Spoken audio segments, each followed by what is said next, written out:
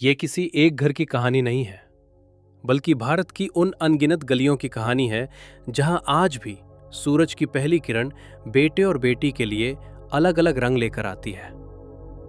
उस घर में जब बड़े भाई का जन्म हुआ था तो जैसे त्योहार आ गया था। पिता ने अपनी औकात से बढ़कर कर्ज लेकर पूरे मोहल्ले को दावत दी थी। कुल का दीपक आया है, ये जुमला उस दिन हवाओं में तैर रहा था। लेकिन ठीक 2 साल बाद जब उस लड़की ने पहली बार आंखें खोली तो सन्नाटा इतना गहरा था कि उसकी अपनी चीख भी उसे पराई लगी। अस्पताल के बेड पर लेटी मां की आंखों में खुशी से ज्यादा डर था, क्योंकि उन्हें पता था कि एक और जिम्मेदारी ने जन्म ले लिया। बचपन की यादें उसके लिए हमेशा 2 हिस्सों में बटी रहीं।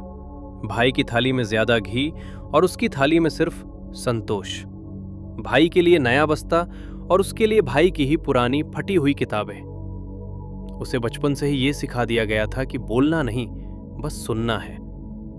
जब भाई बाहर दोस्तों के साथ देर शाम तक क्रिकेट खेलता तो उसे रसोई में पसीना बहाते हुए रोटियां बेलना सिखाया जाता। मां कहती थी, कल को पराए घर जाकर हमारी नाक नहीं कटनी चाहिए। वो हमेशा अव्वल आती, पर उसकी कामयाबी पर घर में कभी तालियां नहीं बजी। भाई फेल भी होता तो पिता कहते, लड़का है समझ जाएगा। लेकिन उसका कॉलेज जाना एक उपकार की तरह गिना जाता था। उसे हर कदम पर एहसास दिलाया गया कि उस पर होने वाला हर खर्च एक निवेश नहीं बल्कि एक घाटा है। उसने चुपचाप सब सहा, अपनी सिसकियों को सिरहाने के नीचे दबाया और अपनी मेहनत से एक छोटी सी नौकरी हासिल की। वक्त गुजरता गया। माता पिता ने अपनी जिंदगी भर की कमाई, यहां तक कि अपनी पुश्तैनी जमीन भी बेच दी ताकि बेटे को विदेश भेज सकें।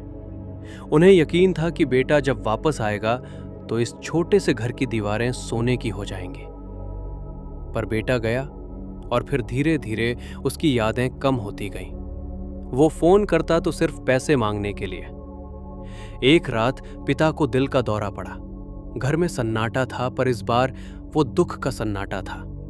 मां ने कांपते हाथों से बेटे को फोन लगाया। उधर से ठंडी आवाज आई, मां, यहां मेरा नया प्रोजेक्ट शुरू हो रहा है, मैं इस वक्त नहीं आ सकता, पैसे भी अभी तंग हैं, आप देख लो।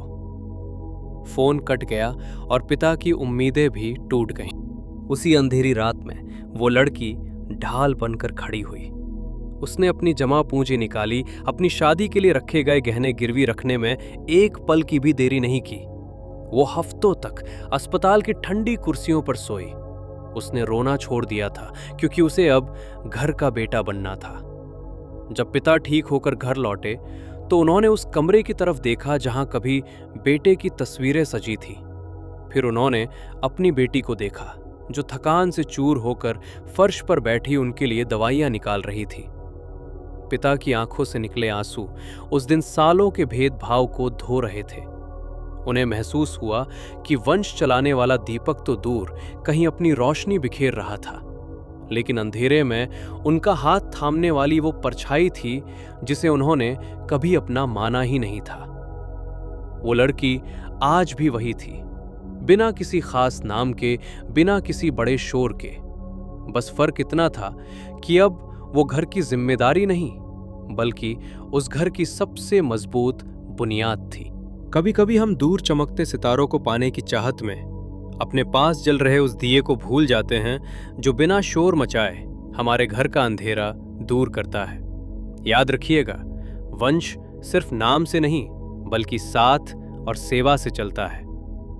अगर इस कहानी ने आपके दिल के किसी कोने को छुआ हो तो कृपया कमेंट में अपनी राय जरूर साझा करें।